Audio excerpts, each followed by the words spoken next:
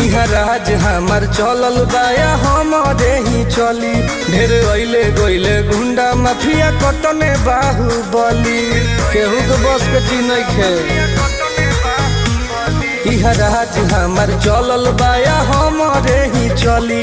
ढेर अइले गइले गुंडा माफिया कटने बाहुबली, मार के गोली बंद कदम बोली हरदम ला सुता दे। माहौल जवन बदली ओहके दुनिया से उठा दे।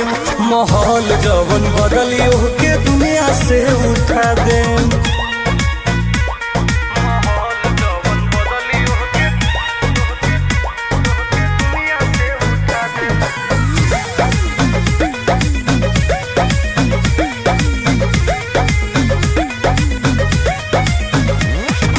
पुलिस प्रशासन सरकार बा